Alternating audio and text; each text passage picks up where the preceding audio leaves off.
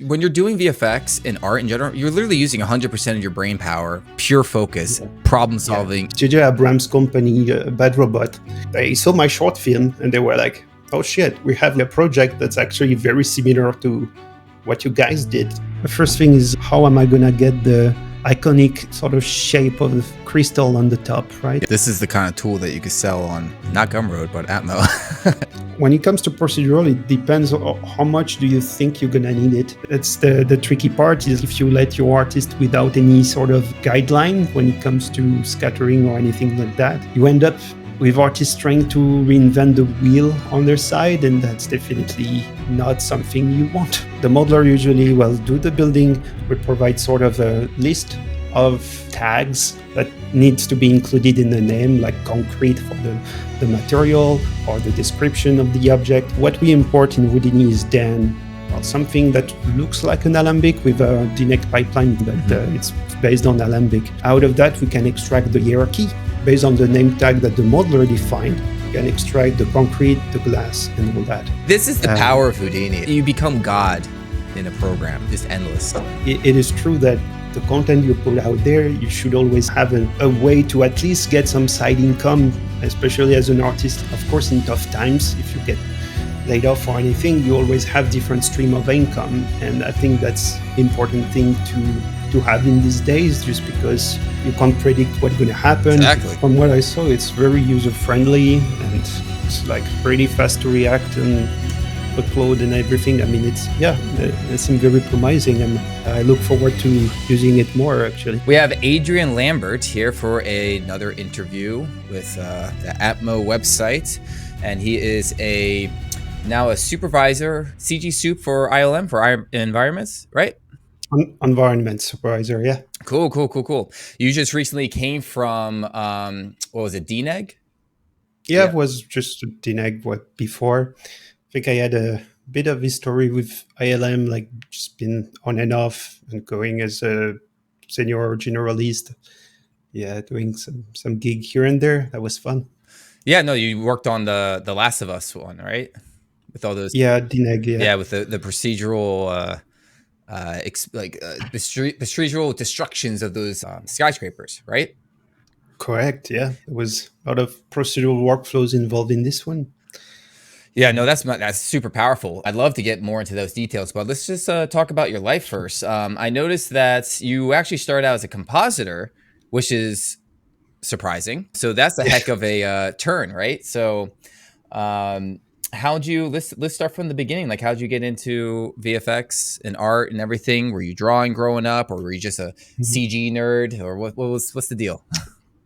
Yeah, CG nerd is a good way to put it, I guess. I mean, originally it's just like sort of very drawn to Star Wars when I was a kid, and like I was on these forums like Star Wars Universe, that sort of that's French forums back then, and that kind of led me to find out about After Effects and Photoshop, where there was a bunch of tutorials about recreating lightsaber effect.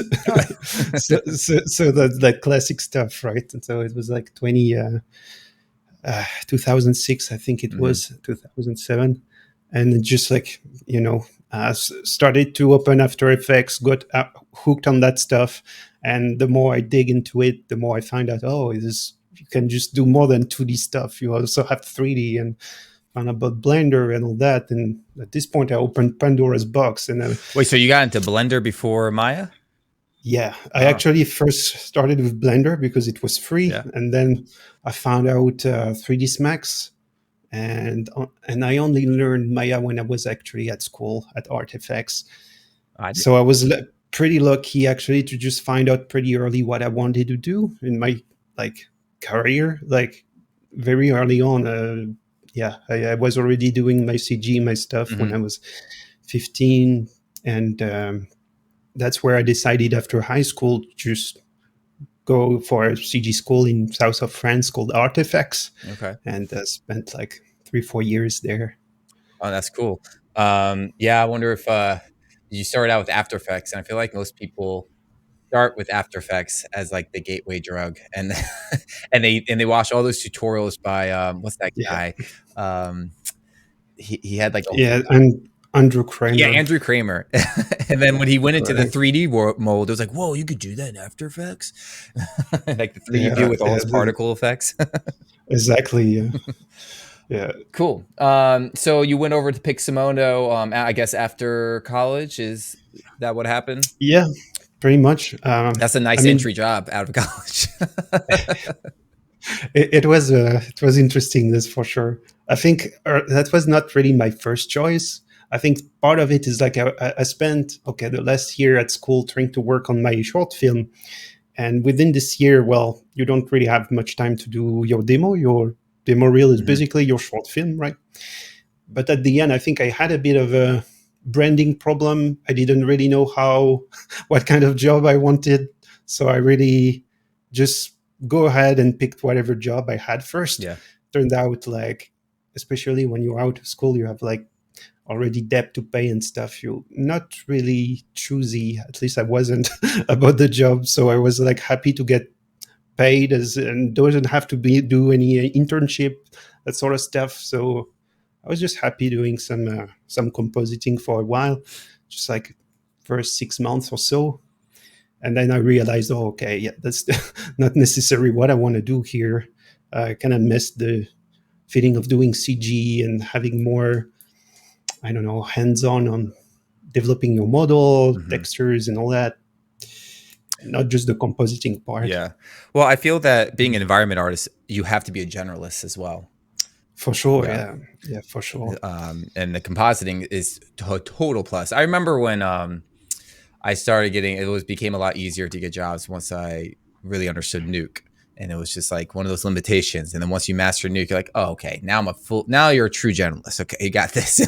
But yeah, Exactly. so it's good that you did the compositing first. Did you study any kind of, say, drawing for compositions and lighting? Like, how'd you start developing your eye?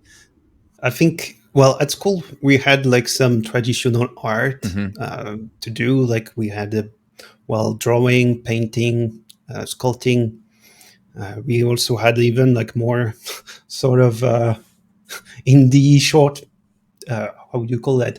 Sort of indie filmmaking stuff, like Yeah. doing stop motion, Oh, cool. that sort of stuff. Was it with Where clay we or were, was it with like?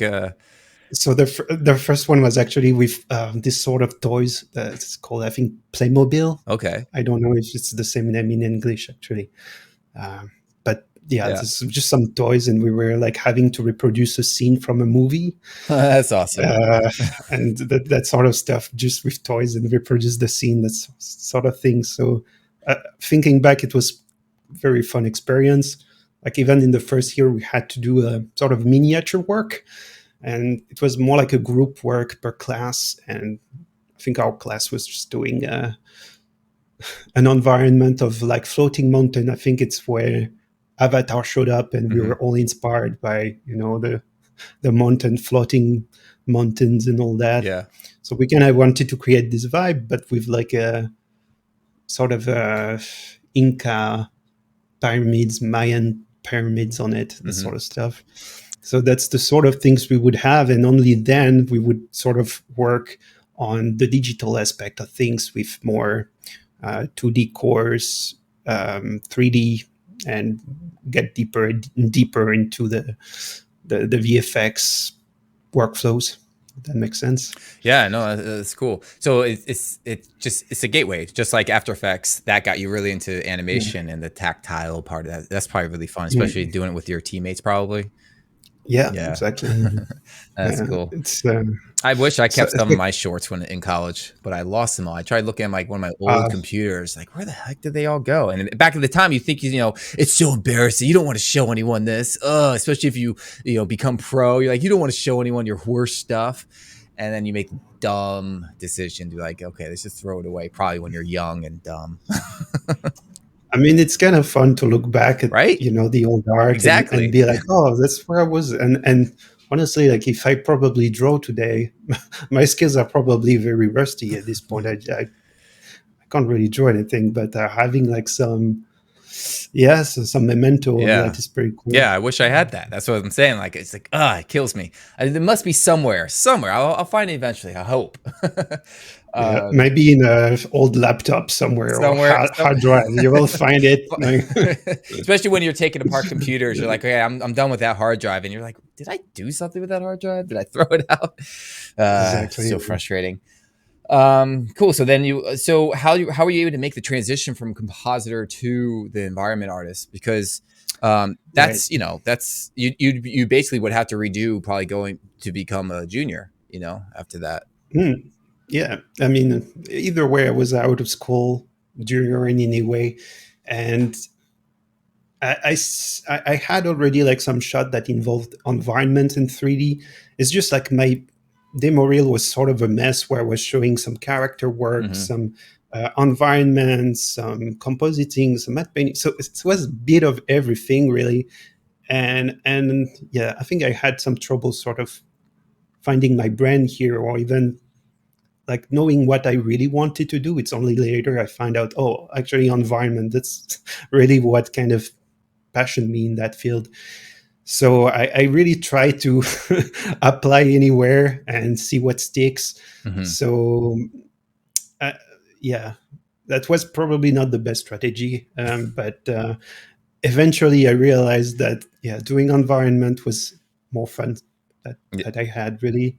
So I tried like different job. Like I was freelancing in 3D after my compositing period. I was doing some CG gig in some sort of commercial company in Paris, um, and then got like involved into more commercial work. And it's only after like few months actually that JJ Abrams company, Bad Robot, they saw my short film and they were like, "Oh shit, we have like a project that's actually very similar to what you guys did on my graduation short film initiation." And yeah, they wanted to see if we could work together as freelance. That's So cool. that's at this point, like I actually became more generalist and specifically like tackling more environments, digital environments. And yeah, we were just like working on a project of I think it was more like a Star Trek ride for I don't know Universal, or I don't know which theme park it was exactly, but it was actually very fun to finally get the chance to work on some sci-fi, Mm-hmm. because that's what's really drawn me at the beginning to doing VFX. Yeah. And on top of that, with Bad Robot, that was That's pretty pretty cool. cool. That's pretty cool. Yeah. So they reached out to you just by seeing the short film on the internet, and they were like, "Hey, let's reach Yeah, out to these guys." Oh, that's cool. exactly. Yeah. You must have been freaking excited, especially for young. Like, oh my god, Bad Robot! Is this a fake email? That was exciting because that was also that time where they started to get the production going on Star Wars 7, Mm-hmm. and JJ Abrams was sort of producing part of it with his Bad Robot company, right, with Lucasfilm. And yeah, there was like some. I was in London back then, and of course they were shooting in London. At one point, we were like almost like trying to get me to visit the set of Star Wars 7, and well, the kind of ran out of time there. So understandably, they had plenty to do, but it was still fun to meet the team Mm-hmm. there and be involved in the same company, even though it was not Star Wars directly, but Yeah. it was like pretty fun. Well, are you working on Star Wars now that you're on ILM? I mean, you did Star Wars in the past, haven't you? Yeah, Yeah, at ILM, right? yeah. I did work on the which one was it? It's too many. Star Wars 9, like the Yeah, there's so many now. yeah. And recently, I worked on Acolyte, the Okay. latest one on Disney Mm-hmm. Plus. Yeah, so full But yeah, circle there. So now, you're full yeah, blown Star Wars guy. exactly. Yeah. All right, cool. So, So, what is it like working from, let's say, being from France and trying to get into the industry and dealing with visas and everything? Did you find it difficult, or was it just an easy work visa for you? It's okay. I mean, in France, especially with Canada, it's a bit easier Hmm. to get a visa just because, like, I think French, if you have French passport, is definitely easier. There's some advantage Yeah, it's the same when it for comes to having Americans. work permit. Yeah. So in that way, we was pretty lucky, and yeah, I usually let the relocation team of the company deal with that. Honestly, Yeah, yeah, it's like they're usually okay. Where do I need to sign? What do I do? And yeah. they can very conveniently like prepare the Hmm. work for you and make it easy. So that's pretty awesome. No, Yeah. that's good. Um, what do you feel? I think speaking of the industry in general, like how do you feel of the state of it right now? The past three Oh, years have been pretty crazy. it has. It So, has. um, do you see it starting to come back to life? I'm seeing some of that on LinkedIn for job openings and stuff. Do you feel more positive and hopeful? Yeah, I would say so. There's definitely a lot more projects that are kicking in right now, and I think I think that's definitely getting better. Hmm. It's a shame that that so many people lost their job because of strikes, and probably even if there were no strikes, probably there would be still a sort of rough time just because like The interest rates and movies, everything. Yeah. yeah, industries where like there things went so out of control during COVID. Everybody was like trying to rush putting content on their Yeah. platform that there was like a lot of excitement around that, and then they realize maybe, oh, that's actually not that profitable, or we don't manage to make the money back. It's Yeah. like start to slow down, and I Yeah. think in the end that's really what it comes down to, is just like for the streaming platform to find the balance between uh, well, what's profitable for them. At the end of the day, that's their business, and the thing is, like, you can't rely on box office for that sort of Hmm. stuff. It's really like a subscription based. So it's pretty new for everyone to figure out, and I'm sure that they're probably we are probably in that time where they are learning from their mistake and trying to course correct things and find what's the good amount of money to spend on a Yeah. show and that sort of thing, the time space for delivering the project, all that, when to release them. Yeah, I guess that's a bit of learning curve. It's been a learning curve for all the streaming platform, I guess. Yeah, we'll see what happens soon. I mean, hopefully this is more of a long term recovery instead of just kind of a fake out. But we'll see. I mean, it's been Yeah, pretty crazy. People not having jobs for even like a year. yeah, Super senior artists not having work. It's crazy. you know.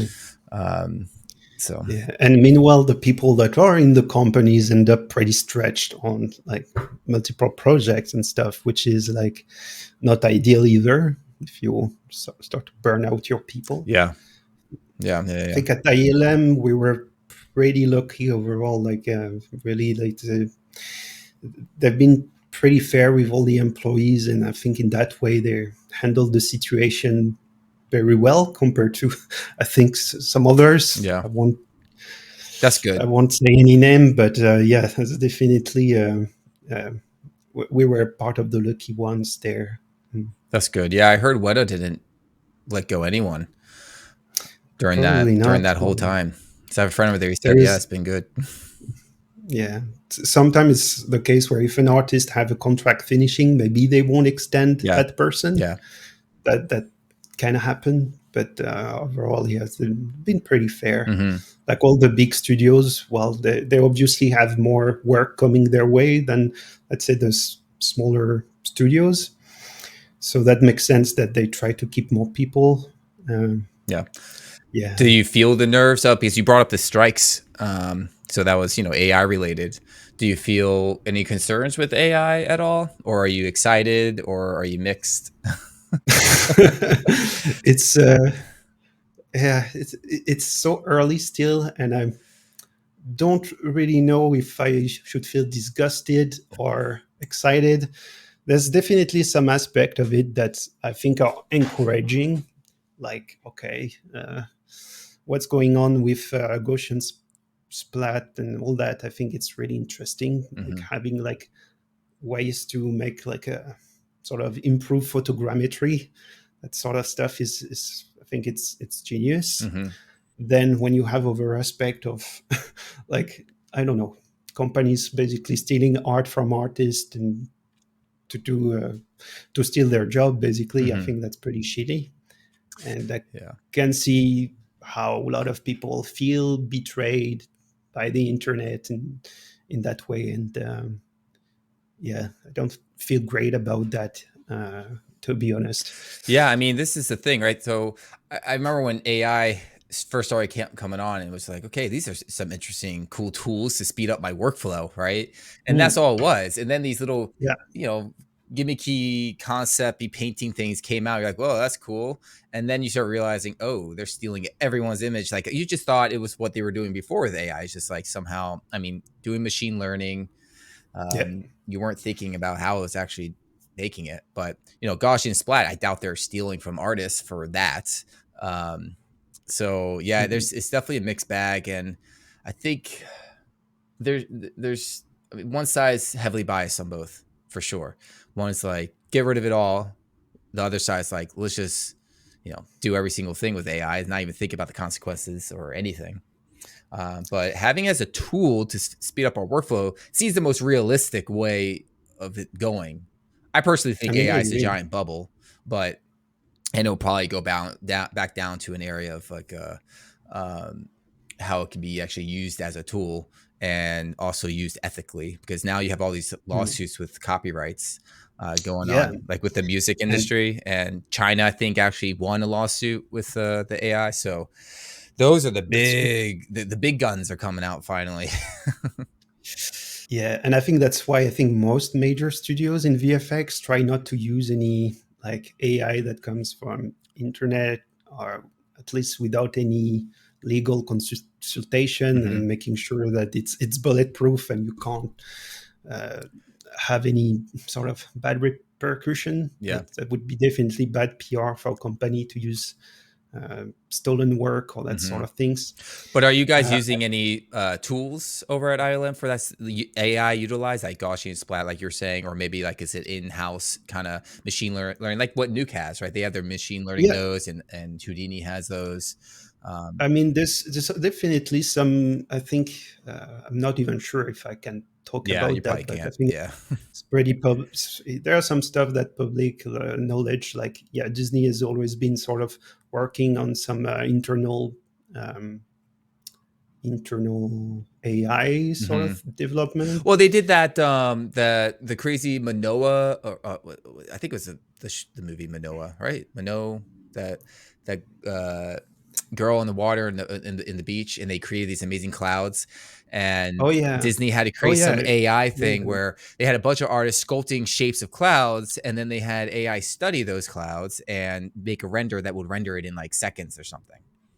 And yeah. that I was mean, crazy, even and it was so good yeah, looking. And that's the way to go. I can get it. Like you're studying your own artist sculpts. Like this is our work, and now produce the clouds.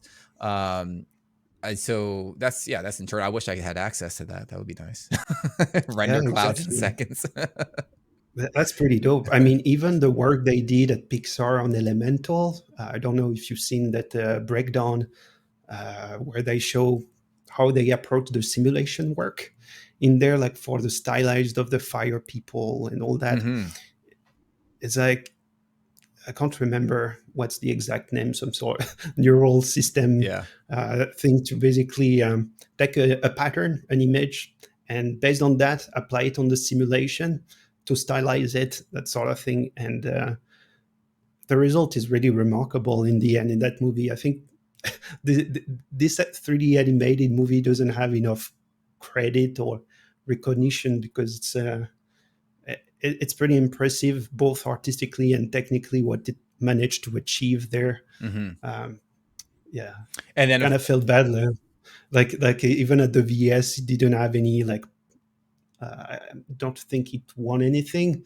So I think Spider-Man in the multiverse was sort of the the favorite there, Yeah. but I think definitely Elemental had some really great stuff going. Well, Weta Uh, always comes out with some crazy things too. oh yeah, Like yeah, they whatever always. happened to that whole Weta giving it to, give Weta tools? They were gonna give it to Maya and then I know, right? Houdini, and then they Yeah, there sent it was. to Unity, and then Unity just crashed altogether. Like, so where is it? I wanted those tools. I know there was some very promising stuff. I remember seeing some stuff in Houdini, in Maya, and stuff. I was like, well, Right? The city that builder that's in the tool Houdini. we I was need, like, what the right? hell? What the hell? What this? Yeah. And then even just And like nope. their tree builder, their world building Yeah. with like the Yeah. Yeah. simulated trees. And I'm like, man. And then they had Exactly. the fur for the people that do CFX. Like, what the hell? That's true. Man, it just But disappeared. yeah, it just did, I guess. But yeah, that's funny. Like looking at latest Houdini 20.5 keynote, seems like there's a lot of like tools that sort of would help in environment, like the biome labs tool that are coming, and well, a bunch of well, also the grooming tools and all that. Like Hmm. there's definitely a lot of developments done in this new 20.5. Hmm. A lot of the way they rethink about cop, and that, what's called cop is really the compositing sort of aspect of Houdini, more like the imaging system, the 2D part of it, right? Hmm. And looks like they did a bunch of enhancement and sort of have a substance designer integrated in it, where you're like, that seems like a major um, new release that would anyway put to shame those those Weda tools.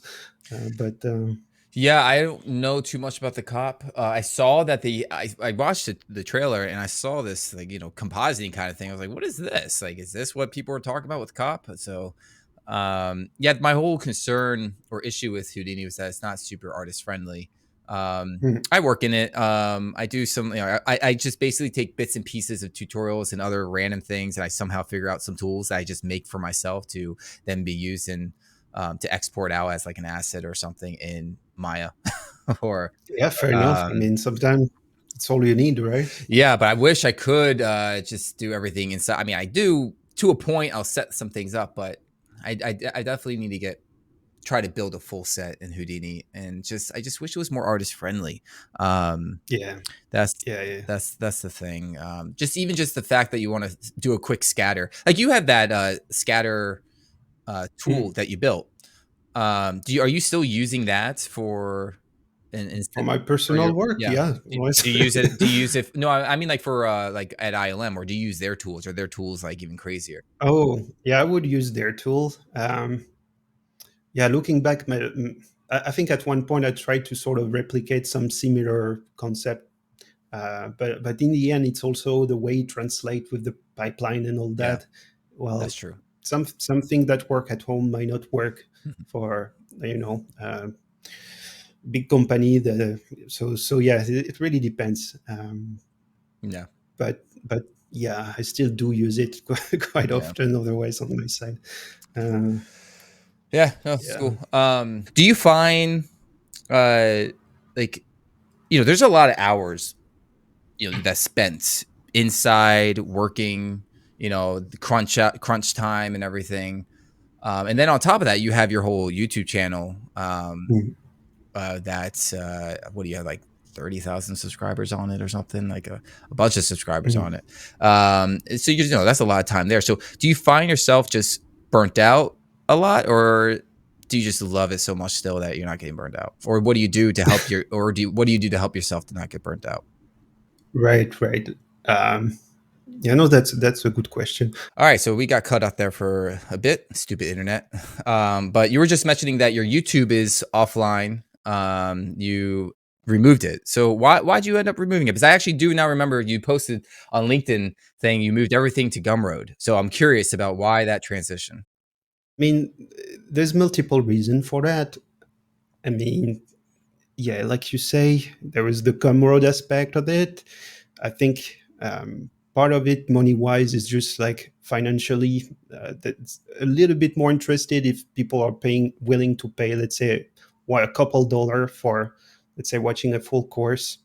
Because in the end, the problem with YouTube is that Houdini and what I'm teaching is so niche that it's like financially, it's not really really worth the effort to sort of try to grow there. Mm-hmm. And overall, I just like sort of kind of want to put that Houdini thing on the side, put it on pause because I've been like digging on that side for way too long, and sort of want to rather dig more into Unreal game developments, that sort of thing. So that's why I felt like,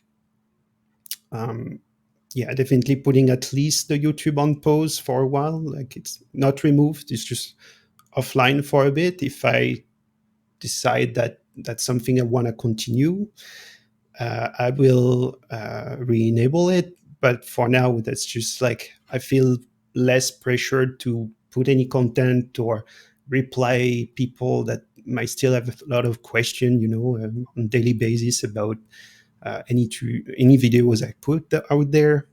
So that's another component that does take a bit of time for me, is answering all the the questions, Mm-hmm. whether it's directly on the videos or through emails. Like concealing that with job is a bit tricky. So that's where I feel like if I just put that on Gumroad, at least for the time being, and I can at least let myself some time to explore different areas of CG that I would like to explore, if that makes sense. Okay. Yeah. No. This totally. It's financially makes totally sense and time. So yeah, there's financially, there is that, and also like on the AI sort of side of things, it's a bit concerning as well to see There's yeah. what's going on with like random companies scrapping datas and ingesting their like your work or really anybody's video into Yeah.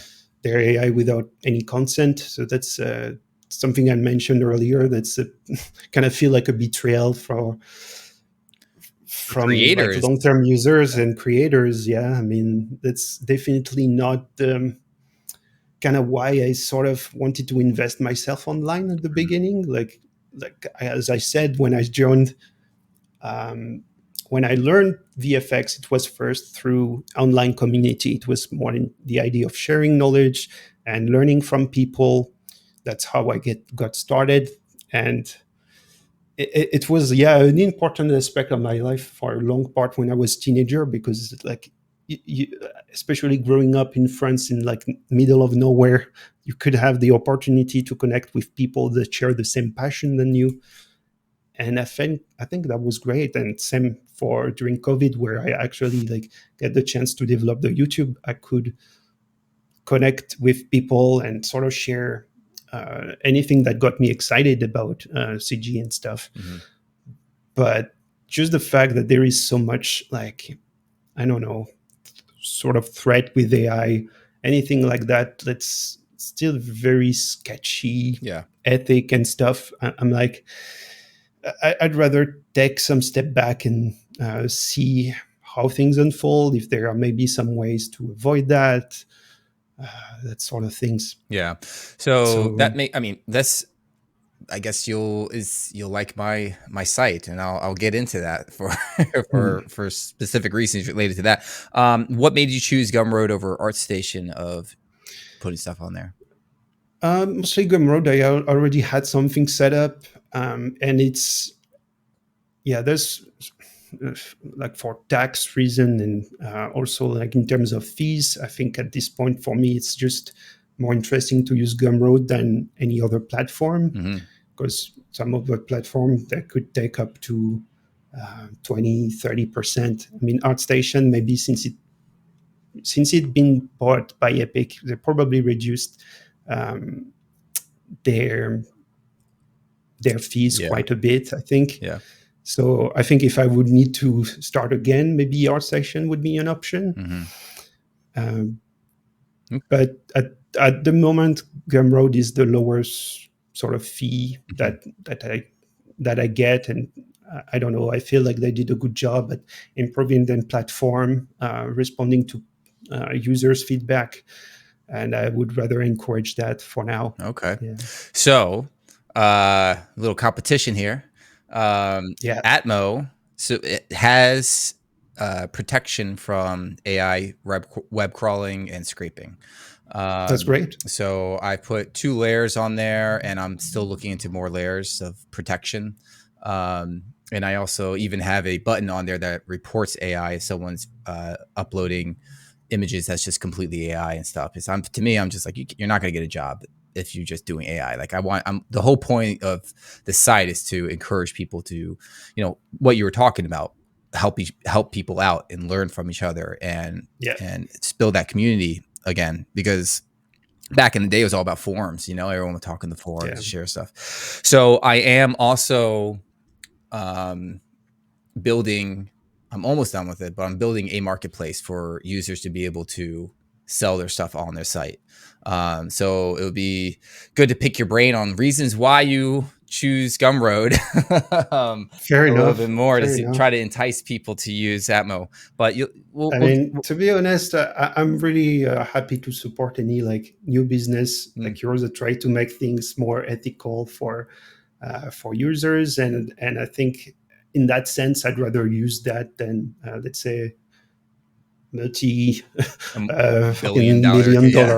dollar companies like YouTube that's like Yeah. taking crazy amount of like uh, uh, money out of uh, your content. So Mm-hmm. yeah. Well, it's just that Um, Gumroad to me, I remember when it exploded on the scene. I was always downloading these things, but it's literally zero organization. Like there's nothing, like you have to search on Google and type in environment concept art tutorial Gumroad, and then you'll find it on the right. site, right? You can't ever Yeah. just go on the site and find anything. Like, oh, it's so yeah. It is, and I think that works sort of for me for a while, just because I could direct people to with my YouTube to the Gumroad directly. Mm-hmm. So in that way, sort of have a direct stream of people going there. But it's true that if you're looking for specific things straight on Gumroad, that's more difficult to find content. Yeah. And in that way, well, I'm definitely going to lose uh, lose some interest and lose some visibility over my work. But I mean, I'm fine with that, just because, like I said, I'm not looking to grow anymore in this area Yeah. anyway. So Well, you built such a big following already, so that's going to help automatically from that. All your hard work you did on YouTube is totally yeah, going to pay off. You have now people know who you are and all that stuff. that helps, I guess. Oh, I And guess.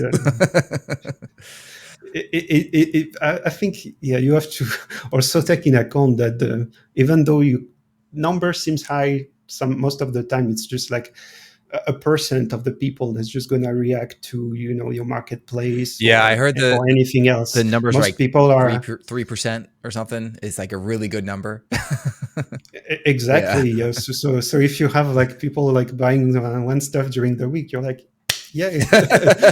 So it's like you have to put everything into context. I think most people who are on YouTube are happy to just look at free content, Hmm. and that's it. And I don't blame anyone for that. Myself, I very much do that. Uh, but it's always appreciate when someone is willing to spend a few bucks to help support the artist, Yeah. and in that way, I'm very thankful to the community I have, just because they've been like um, always following my new content, and yeah, that I appreciate.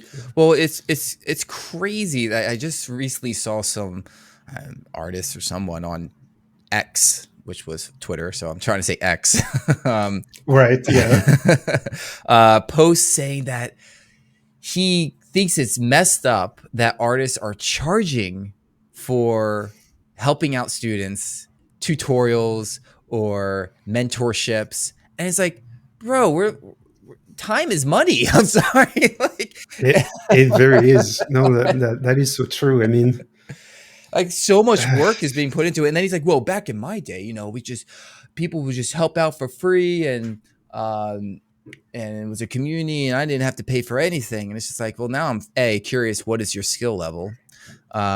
B, like, yeah, we help out. There is still communities you can help out, but there's a limit, right? Uh, Yeah.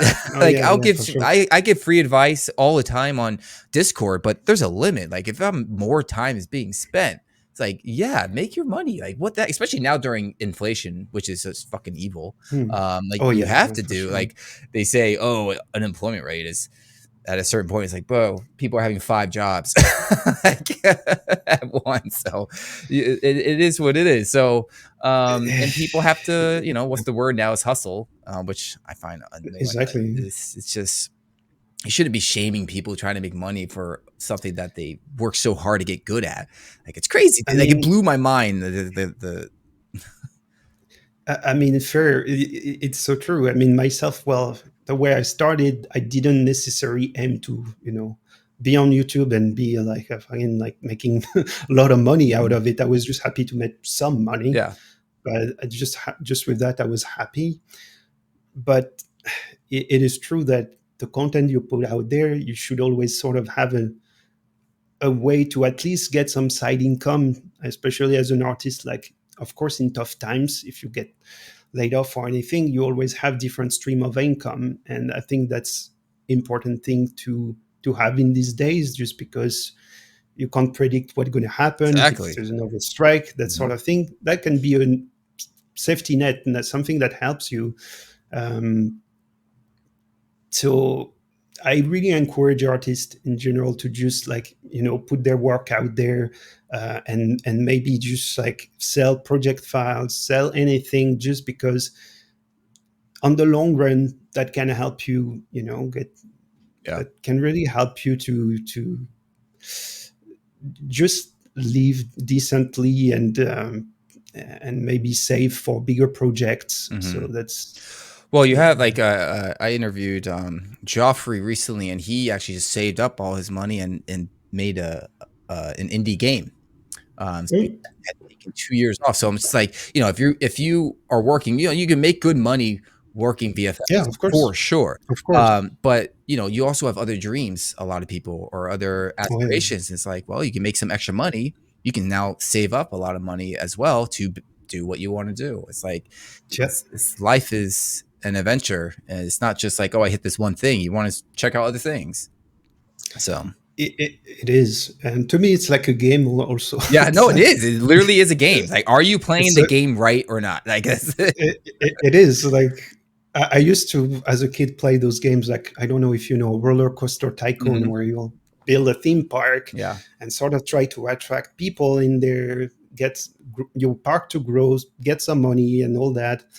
And to me, I see that the same thing can be done with your own business, whether it's like selling tools, prints, whatever that is. I think it's there are different way you can monetize your talents other than just working for a VFX company. And that side of things, I think, is very interesting to Mhm. explore. Like you say, game dev and doing indie game, it's something that I'm definitely I'm trying to learn at least, and that's why I'm like, instead of doing tutorials right now, I'm spending at least 2 hours a day to just like learn a bit more about programmation, Okay. uh, and um, and yeah, trying to develop some ideas of Mhm. games, prototype And the stuff. Unreal market really makes this stuff easier too for indie developers. Yeah, for sure, it does help. Yeah. There's a big community of Unreal people, and I start to learn Godot. Also, it's another engine that's open source. Okay. I kind of like the idea to maybe for indie games, like exploring some open source options Huh. can be beneficial. And the way I see it so far, this is pretty well done. This is pretty simple. You have like this.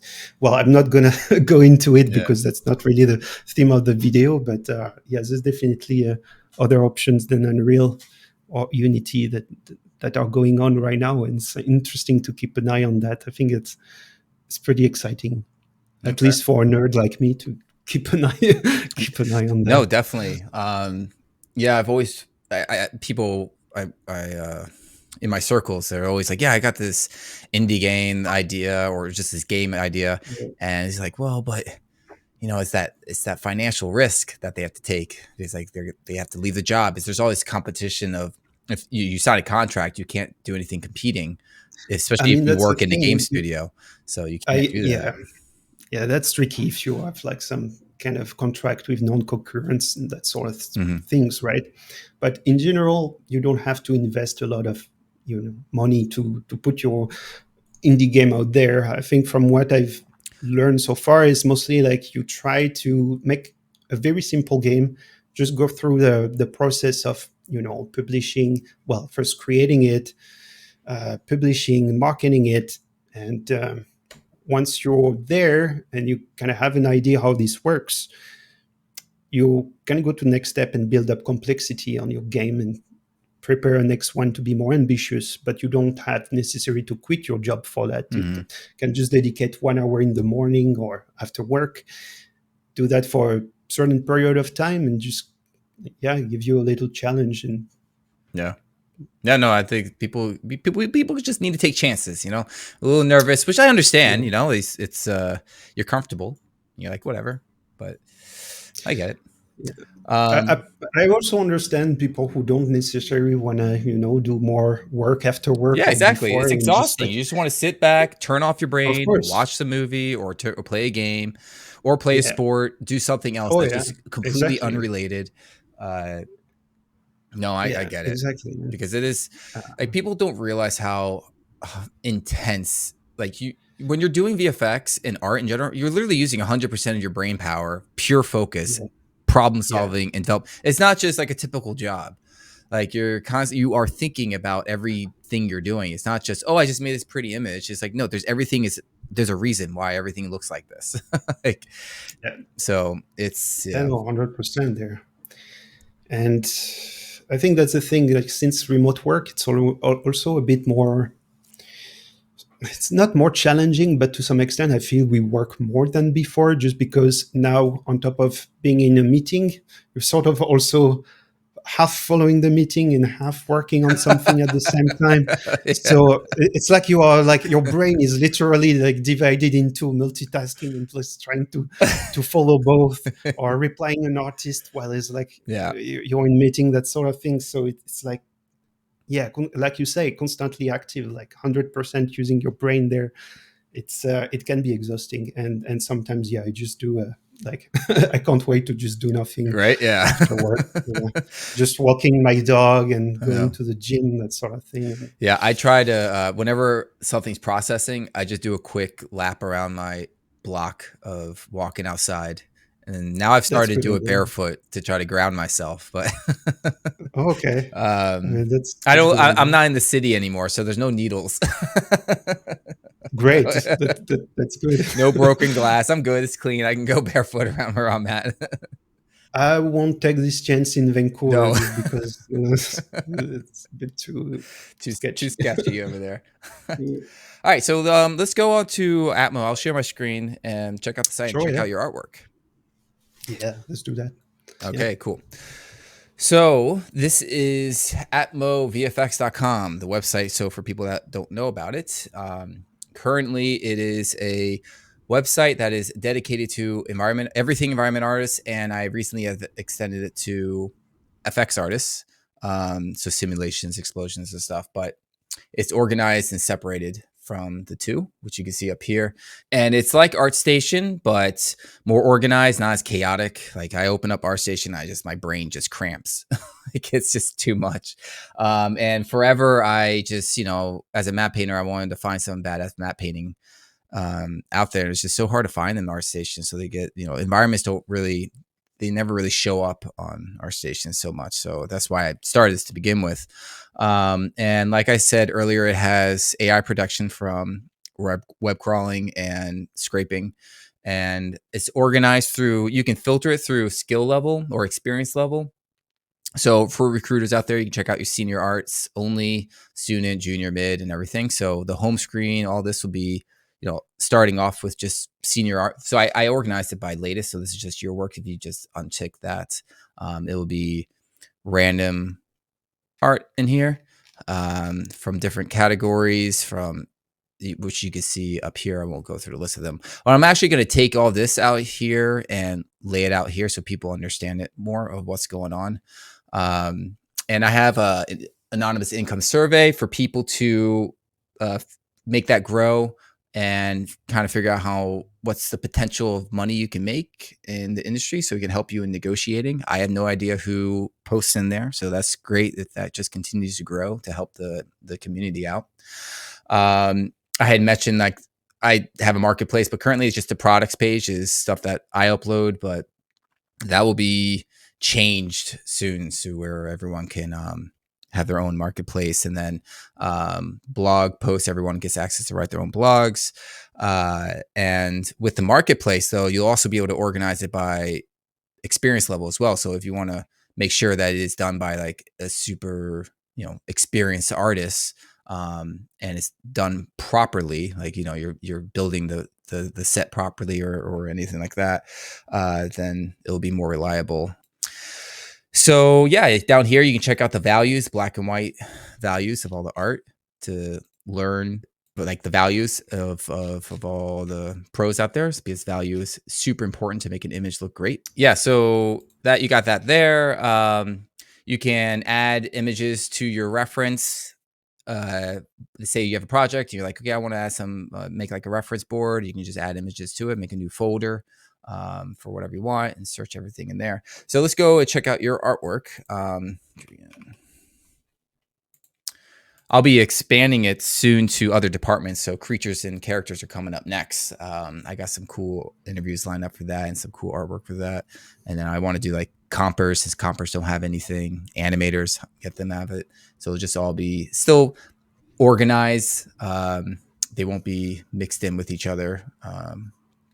So yeah, this stuff is awesome. Let's go to your actual page. Yeah, I apologize already because I realized maybe I didn't organize things as I should have. Like, yeah, I kind of try to upload stuff real quick, but without thinking how that would affect the rest. So, like, maybe there's like a way to compile like multiple image like of a project into one. That's something I was like looking with the portfolio. Maybe that's Yeah, so something that's the thing that I'm actually working on right now. So currently, yeah, you can. So you have your organized full folder, which is yeah. procedural, and then you have like the movie that you worked on or something like that, like Last of Us. Everything's in there. But if you want breakdown, so let's go into Last of Us in here. And let's say you have all the images you worked on this project, but let's say for this one specifically you want breakdowns. I'm in the middle of building something with subgroups. So within this image, you click on it, you can see, but currently like all these images will show up on the homepage, right? But I don't really want all the breakdowns and everything filling up the homepage. So I'll have it where, exactly. So I'll have it where that folder like inside here won't show up, but you'll have an indication that there are more images in here to check out. That sounds awesome. Cool. I'm glad you like it. Just gotta get. Yeah, no, already. Like from what I saw, it's very user friendly and it's like pretty fast to react and upload and everything. I mean, it's it seems very promising. I look forward to using it more, actually. Oh, awesome! I'm glad to hear that. Yeah, just gotta spread the word, and I'm completely open to suggestions. And because I'm trying to make it like as an artist, I'm trying to make it what we actually want. No, I definitely respect that because that's a big project there, like to try to like do a new ArtStation for environment. I love the idea and ambition there. Well, it definitely didn't start at first. I was like, I'm not going to compete against ArtStation. I'm just going to do environment art. And then I realized, you know what, the organization and everything else working, I could just duplicate the pages and the code. And then sure enough, I can so now I'm like, all right, I'm going after you, ArtStation. Let's go. Especially with the whole AI stuff, like fuck them. Yeah, I agree there. I'm sure like you have way to scale your website to make something even bigger. So let's do this. Let's check out all the stuff. I remember the first time I hit you up was to figure out like, okay, these procedural tools are freaking sick. So I think that's where I can probably give some more idea, because obviously, yeah, I work on some tools to help on making the destruction and all that, but you still need, well, people to use it, Yeah. and obviously those tools are, let's say, pretty tricky to learn. Like, the learning curve is not that straightforward, but overall artists manage to sort of get an idea very quickly, fairly quickly. They manage to do something pretty great, actually, and I'm very happy how things turned out. Well, it looks, um, natural destruction for sure. Like you got these big sheets with the small materials and different props and everything. Then you got the wires in here. yeah, yeah. Were you built? Were you like? What was the tool like? Was it take? Did you build the building in what's the word? In Right. layers, so it's explodable, or did you make a tool someone that can explode someone else's model? Like what kind of thing did you do? Yeah, the methodology here was actually pretty classic. We had like the build department of DNEG, which was involved into recreating the building that was in the plate. So all those buildings actually exist. And the first thing was to replicate the layout one to one, make sure the building matches, and even the way the building were done, I had to make sure that they would be destructible. Like, there was certain constraint for glass fracturing, for floor fracturing, like adding some pillars inside, that sort of things Mhm. that maybe in general, if you would see the building from outside, you wouldn't really consider as a modeler. But they had to, well, at least the modeling supervisor or CG supervisor had to make sure that these were implemented into the model, so that we on our side in the generalist environment department could do our thing and break things down, really. Okay. So yeah, there's definitely a lot of, it's not just a one person work by any mean. It's really many people involved, from, like, trying to match the position of the building to replicating the building, the look dev, um, and well, obviously destroying it, addressing it. There's quite a lot of work involved in even just one building. Yeah. Well, did you also do a DMP on top of this? Yeah, and on top of that, sometimes we add some projection to break up some elements or add some grime. uh, yeah, there's definitely some of that involved, but we really try to push the CG as far as possible. Yeah.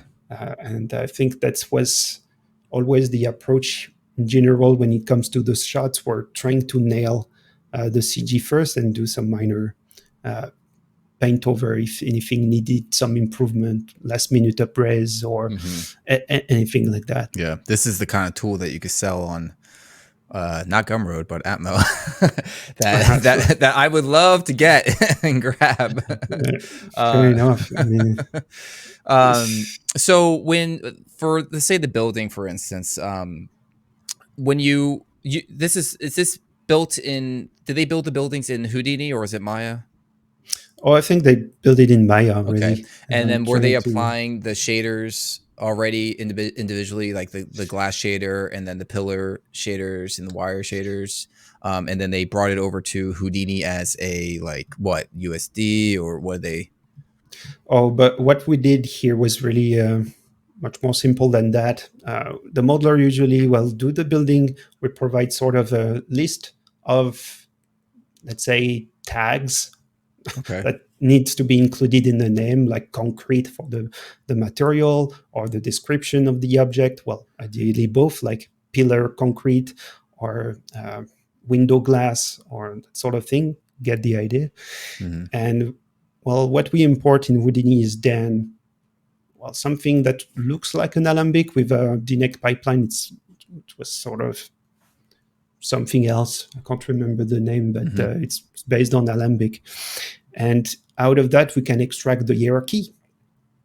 And that's this path attribute that you usually see in Houdini, right? You have the whole hierarchy of the object, and you can sort of extract, based on the name tag that the modeler defined, you can extract the concrete, the glass, and all that. Oh, okay. That's sick. So So where do you apply these tags?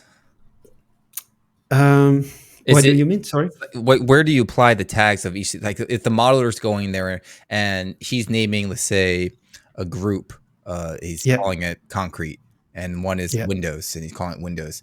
Does he export it out and it just automatically picks up the group names as like a tag, or?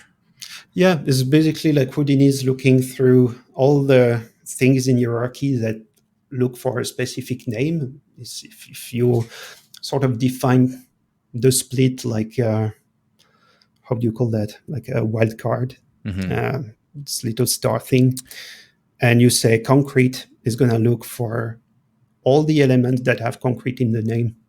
Oh, sick. And then you can just apply the shader to that.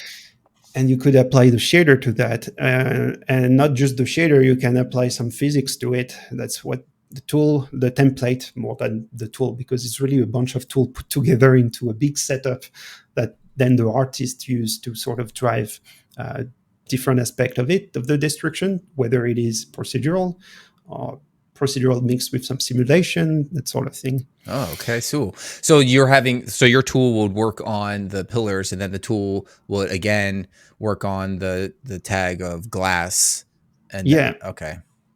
And basically, if it finds the glass, it's going to sort of separate everything to sort of treat the glass, because it's always tricky to simulate glass, especially for that. We were like, we're not going to do a physically accurate destruction. We're going to art direct it with some procedural. So what usually happens is that we fracture the glass with the traditional Voronoi fracture and some sort of tweak to make it Mhm. more glass-like.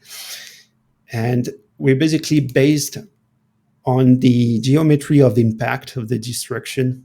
We basically had a sort of a tool where we could just place the areas where we would want to see some destruction. So if it's the bottom right corner, you could place a sphere, draw a sphere on that area. And that would mean that this area would get impacted by the destruction. And automatically the setup would basically remove the glass around this area and fracture everything that's around it, remove some chunks to make sure that you have a first sort of pass that looks already pretty damaged. Man, that's so powerful. Like you could just make these, because that's the power of proceduralness, right? Is that you can just It is. quickly get things done so fast instead of just doing it. It is. Sometimes it can be tricky when the model doesn't it wasn't necessarily modeled the way you expect, or Mhm. sometimes it can be pretty funky where the physics of things completely break.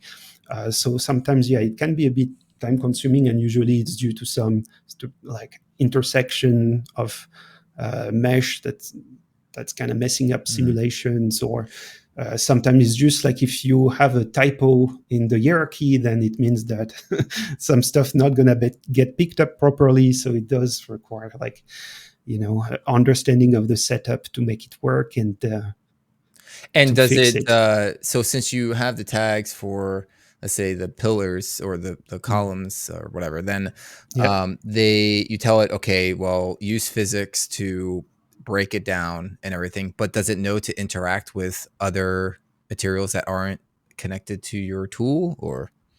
So that's a thing that's where sort of a cheat. We would sort of simulate the metal, maybe the metal and the concrete together. But the rest, like the glass, the extra debris, that's usually something we do separately. So we would first try to get, just like a painting, you get the broad stroke first. You Yeah. try to establish the composition. And it's very much the same with a workflow like that, where you try to establish what part of the asset is going to be damaged and in what direction the the physics is going to flow, uh, that sort of things. And only then, once these get approved, we start to add some layers of complexity with some debris that are maybe falling onto the bigger uh, chunks, like the floors. Maybe we're going to start dressing some ivy, some growing vegetation, bushes, all that things really that contribute to Yeah. can make it feel very abandoned and Yeah. So for these little tiny rocks and stuff, or Mm. pebbles and everything, that's a separate sim? That's just you guys dropped and it just went through? Yeah. That's Yeah, that's some awesome. some is simulation that we drop, we sprinkle some stuff. You actually have some great tools with Labs tool. It's called a Physics Painter. Actually, we used a Is this lot of inside of that. Houdini? Yeah, by Oh. default you have Physics Painter, and you can sort of connect the object you want to sprinkle on top of something, and Oh. just let it do its thing. Really, See, this is the uh, power of Houdini. It's like yeah, you yeah. can you become God in a program. Like you can just it's endless. So many things. It does help to do very interesting things. And sometimes, the debris are simple scattered. Sometimes we don't even care about the physics. It's just Yeah. more like simple scatter. And if up to an angle, like let's say above 50 degree, um, that, that that would get the debris removed, because maybe that wouldn't make any sense for it to stick at that place, that sort of thing. Okay, cool. Yeah. I I haven't tried to do any kind of simulations of that type of stuff. I've done simulations with cloth with vellum, but Mhm. that was just that's it. Like I really need to explore this kind of stuff. I mean, from what I've seen in the new Houdini keynote, they have a sort of new tech that sort of makes, well, this approach almost uh, completely dated, just because they have this tool that sort of seem to be like, okay, this is concrete, so make it fracture like concrete. So Whoa. before, we needed to basically like pre-fracture the geometry, do all kind of stuff to make it feels like it's gonna break in realistic way. While here in the new Houdini, it seems like it's more like just let the geometry um, simulation do its thing, and if there is some different elements like metal, glass, freaking rubber, or anything, that would get advected in a realistic way from each other. So that's pretty game changing from what I see. I Wow. would be very curious to see that in action. Yeah, that's freaking awesome. I'm gonna have to Yeah, check that out. Um, it's on the new Houdini 20.5 keynote. I think I saw that. okay, sick. Yeah.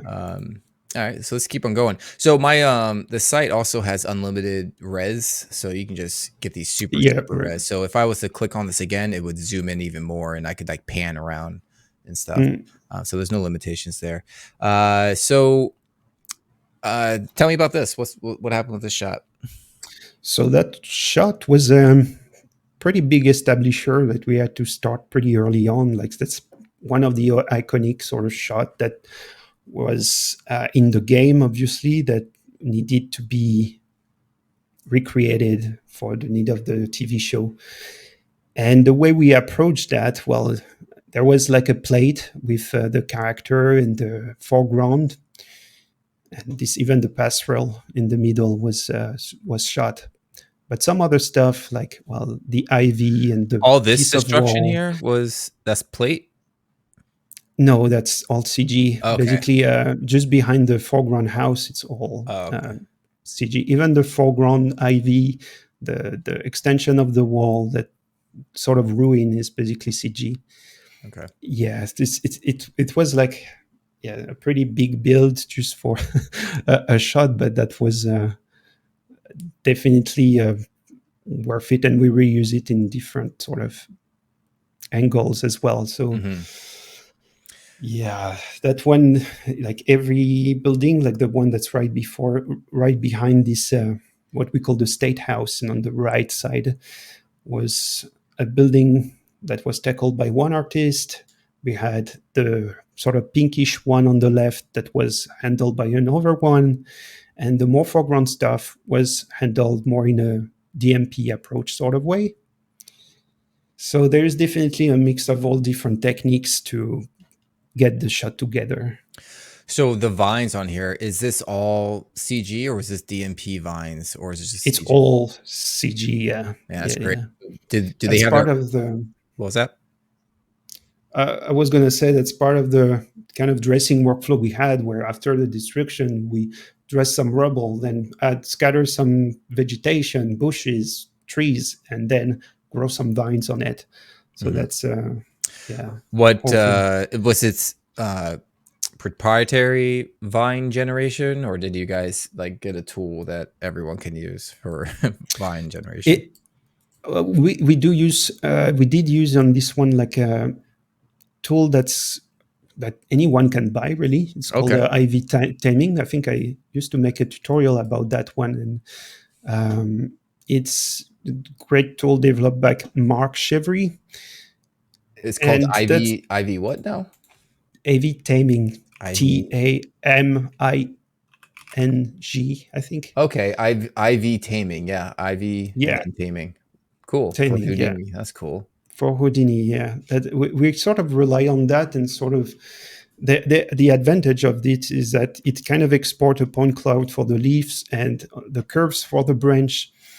What we ended up doing, well, in that case, was sort of create some other tool set based on that to recreate more complex vine Oh, okay. and add some more variation of leaves. So, well, really just adding up on some more control that we may not have with the tool that is IV timing. Uh, but in the end, yeah, that's out of the box. You can get some pretty cool stuff, really. Yeah, it's just you get so much detail with all the Ivy stuff. This is making me want to do an apocalyptic destruction Mm, city. I haven't done one in such a long time because I moved over to games, right. making skyboxes, so I haven't had a chance to do like a shot like this.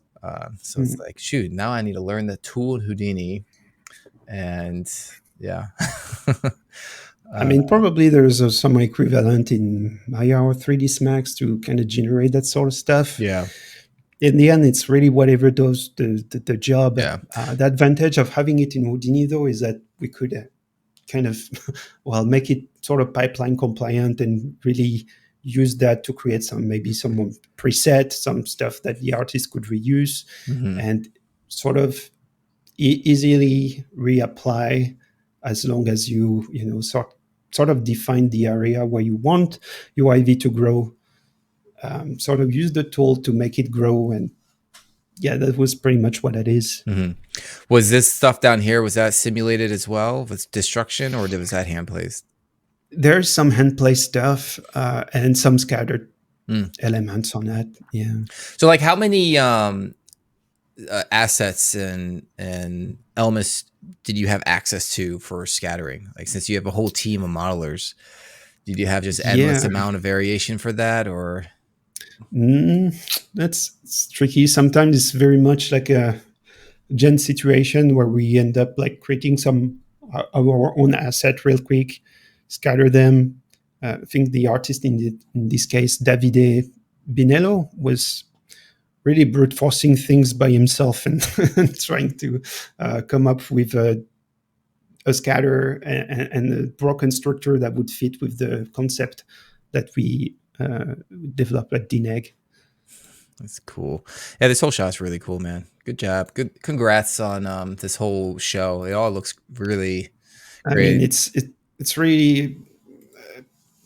really a teamwork here, and that's the really proud of the Gen and the build gang of DNEG. They did an amazing job on recreating all these, and that was definitely not an easy show because that's TV sort of deadlines, and managed to do some really great shots there. Mm.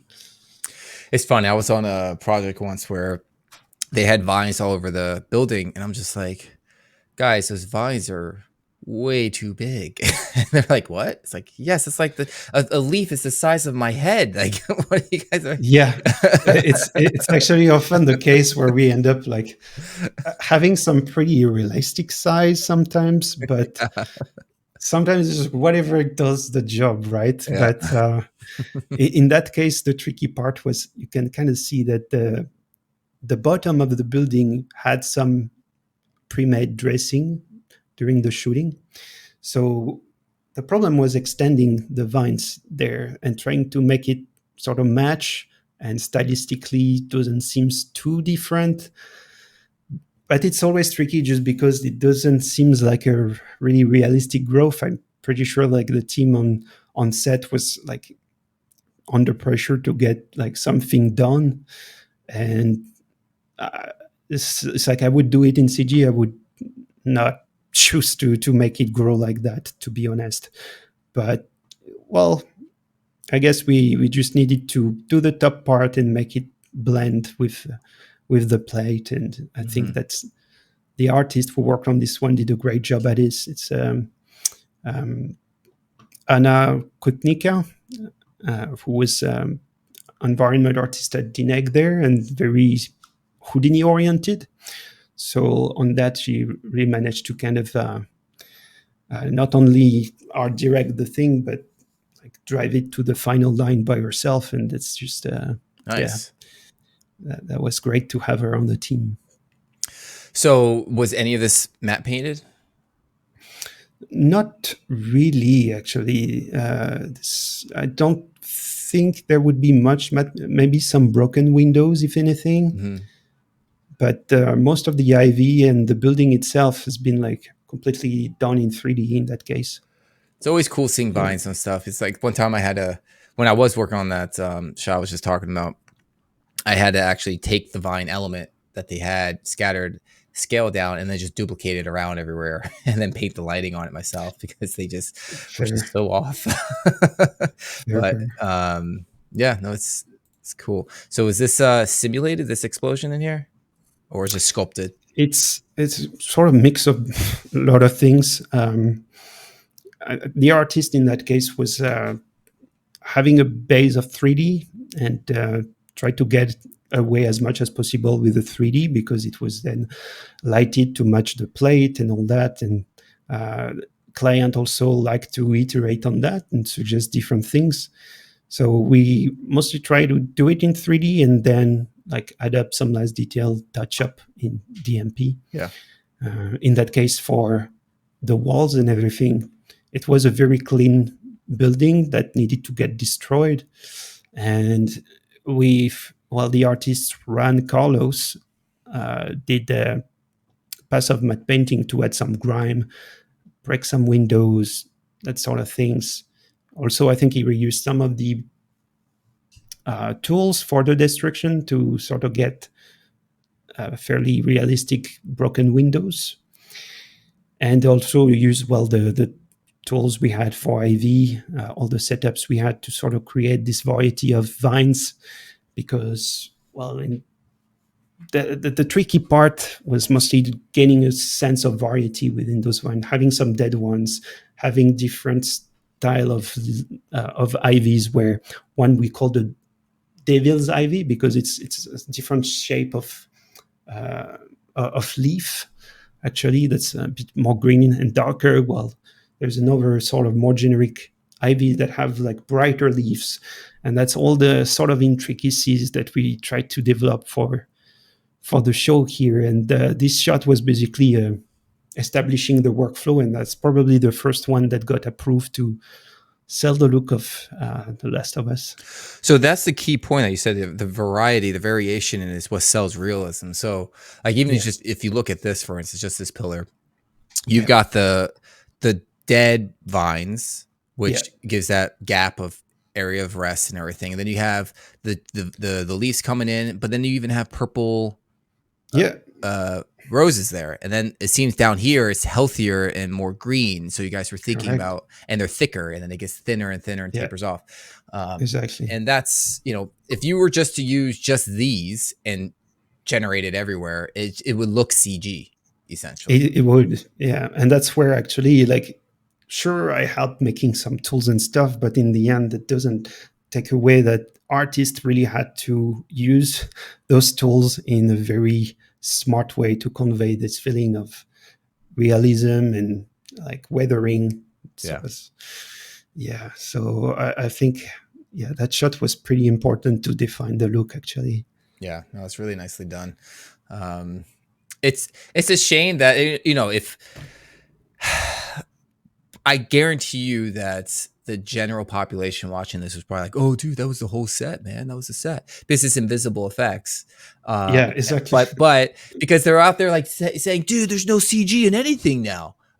Like Yeah, it's this marketing that they're doing in films, which is so disrespectful and it fucked up. is. It's crazy how they're doing this. That drives me mad, It's honestly. so like the amount of effort and work we put into this shit, and to make it invisible effects, especially. And then when we don't have invisible effects, it actually ends up being the studio's fault, like the Hollywood's fault for not giving us enough time, or they came back at the last second. Hey, we just changed something, and it has to be out or due next week. It's like, what the fuck?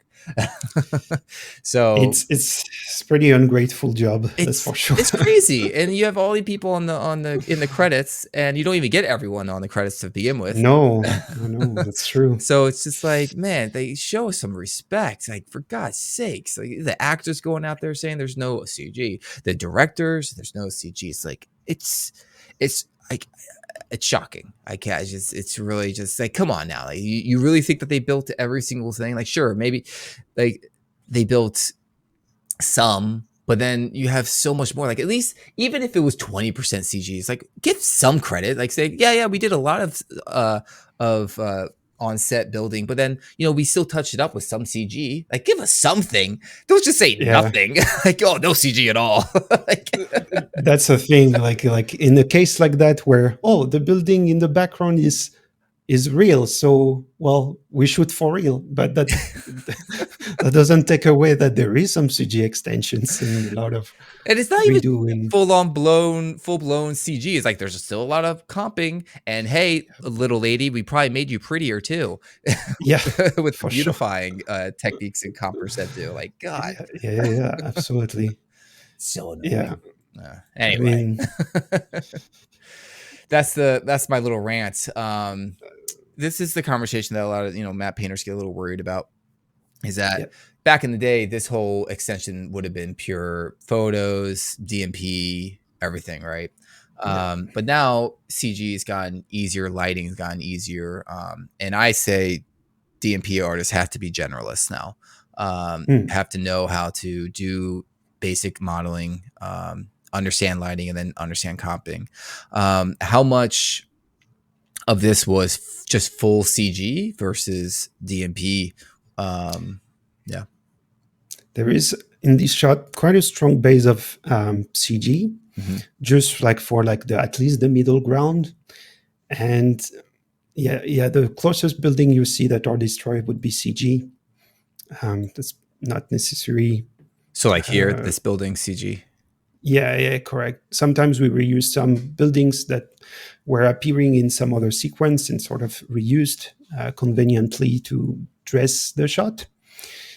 And part of it is also some matte painting to either add building in the background. In that case, the artist did a great job at sort of blurring the line between the CG and the extension. He also painted some extra details on the foreground building, like maybe adding some weathering, some extra ivy that we wouldn't have time to dress in 3D. It would be also like maybe poking some holes into some buildings to give some negative space, because that's a note that we would receive quite often, where the client would want to see more negative space into the building and have this. So like in here or the holes, okay. Exactly, like have a nice silhouette of the building and have some sky peeking here and there. That's sort of thing that kind of is not easy to really do in 3D, that maybe in matte painting we would get something done more quickly. Yeah. Well, this is the thing where like a matte painter could just do the whole thing themselves. Yeah. And in that case, well, it's pretty much what happened. There was, like I said, a strong 3D component for the foreground. So the whole buildings that are destroyed in the more just behind the bridge is basically 3D, and the rest would be more like a matte painting generally sort of approach. And, because like the assets are already there. So they can just take the asset, place it, populate it, or set dress it, and then go after that. Yeah, and in that case, did a great job, especially considering that's always the case where you show the shot and turns out that it's not exactly the composition the client had in mind, and sort of have to redo things and move things quickly to get the job done. So like matte painters definitely had a bit of pressure there. Yeah. And did a great job, to be honest. Yeah, no, it's a great shot. There was a very cool shot. All right, let's move on to other things you got going on in your portfolios. Sure, yeah. I mean, I mostly uploaded some personal work, not so much of the professional work. Well, this one looked really cool, this Ghibli fan art. Or is it Right. Ghibli or Ghibli? It's Ghibli, right? I guess so. I'm not even sure myself. Ghibli? It's kind of like that thing where forget people it. say GIF, but it's actually GIF, I think. I had no idea. Oh, well. So yeah, you got this is really cool. So this is all you. Yeah. Like you're doing this whole thing. Yeah, that is there was actually a video of this? Do you have a YouTube? There is, but I would need to. You don't have it uploaded. Okay. I don't have it uploaded, I think, on this one. So I'll need to. I didn't have time. I just basically put a bunch of stuff on the portfolio there just before the interview. But there's definitely some video of that I will try to finish.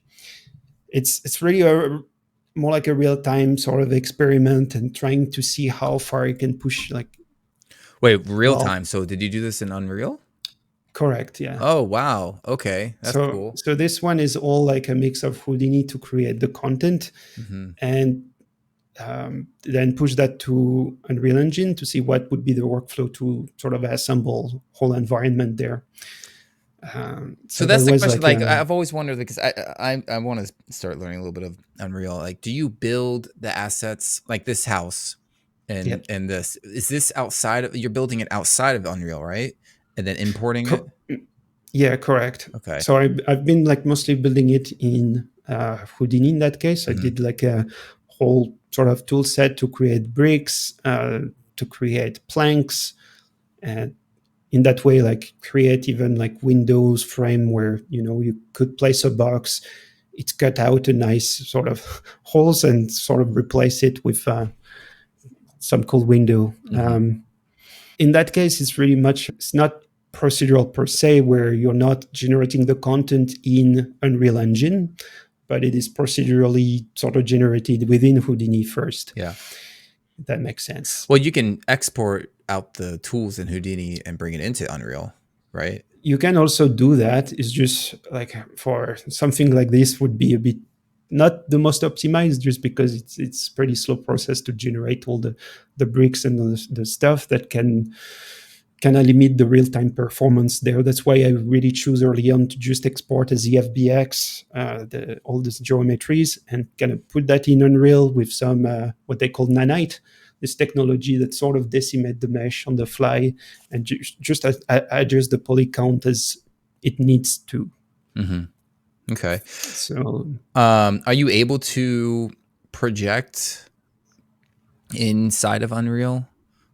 you can. So you can project, say for a matte painter to paint some grime and stuff, you can actually project from a camera inside of Unreal? Oh, you could, yeah. Okay, that's cool. And so why'd you decide to do a full brick instead of, say, a mega scan? I think the reason for that was I really wanted to have, because the problem with, the mega scan, you get some realistic textures, but as soon as you want to add another level of destruction or something, let's say you want to remove a brick, it gets difficult to have something that looks, I think, realistic. And having all the bricks modeled, I could actually remove or push some bricks to get the sort of stairs effect. And all that is sort of working in a realistic way, in a sense. And same when it comes to, I don't think maybe I'm showing it in another picture. It's more like the backyard, the ruin, where you can sort of remove and simulate some destruction so that you can have some proper physics. I don't think It's actually the nighttime one, but yeah, Here? we won't see much. Yeah, like in this one, but I didn't have time to put the rest here. Well, that would be tricky to see, but you see basically the whole wall structure there would be actually a bunch of bricks simulated and like probably falling in the right place. So that's like a very nerdy experiment actually to recreate that. You wouldn't, of course, need to do that. You could get away with like simple geos and textures, right? Yeah. But in the way I approached it was more like as a really trying to get as much as possible done in 3D and procedural and leverage nanite to see how much that technology could actually handle. Is it really truly endless amount of geo like it claims? And honestly, it's doing a pretty fucking good job at that. So it's better than Clarice. Honestly, like people have been asking me, do you think like Unreal is new Clarice? I'm like, it's much better than Clarice. Wow, that's crazy. Yeah. We just need to get Yeah. the render quality to be 100% instead of they cheat with the Yeah. GI, right? I mean, there is the Lumen GI that's doing a pretty decent job, Mm-hmm. but I found that, yeah, actually getting a shot out with VFX, anti-aliasing, and no flickering, that sort of thing, end up like pretty tricky. There's as more as the more you complexify your scene with some volumes and all that, of course, the more difficult it is to get a clean render. Like all the tutorial I found online was very simple example where, oh, I'm rendering this couple of assets together and see how clean my render is. But practically you realize that all the console variable, what they call console variable, that's like the sort of rendering features that are used to drive the render settings of aliasing, shadow quality, and all that end up much more complex when you create like big environments and using different techniques with volumes, with scattering, with their PCG system, all that stuff. So, well, can you do render layers and stuff? render layers. I mean, you can build like your scene with levels to sort of get different lighting set, different sort of settings Because for your it'd be geometry. amazing. Like as a map painter, what I do is that I'll have in my foreground CG and in one render layer, and then I'll have another one where I have the foreground hidden, and then Yeah, the midground is completely exposed and showing. yeah, It's not like cut out, right? So because then you get the parallax when you reproject, yeah. but like the foreground is maybe casting a shadow on the back or something like that. So can you do something like that? Because it would be so amazing for how fast it because it's real time, right? Like I could just I mean, paint on top of it and then make it photo real. yeah, no, absolutely. Honestly, I wouldn't be super confident in my answer here because I haven't tried myself this Mm-hmm. approach. But potentially, you have ways to do that in Unreal if you set up your level in a certain way. You should be able to do that. Oh man, Yeah, that'd be powerful. I would need to. Don't quote me on that, but I'm Yeah. pretty sure there would be a way to do that. Yeah. How does it do shaders? So like if I have an Arnold shader, because I love my Yeah. procedural shade, I just do all procedural shaders basically Mhm. with Arnold. Can I export that out and bring it into Unreal? Is that possible? I mean, the problem is your shader wouldn't translate into Unreal. You would need Yeah. either to rebuild it or you would need to bake your shader on some UVs to be able to have the same result in Oh, Unreal okay. Engine. See, I scraped my whole UV stuff because it's like I just do procedural, and then Yeah, I mean, that's I usually haven't the had way to to do go you. for. Yeah. I know. That's exactly how I feel and how I usually do. Especially as generalists, you can get away with as much procedural. Hmm. But also now with Houdini, you can also kind of get some UVs done very fast and bake some texture, sometimes end up like much easier. Okay.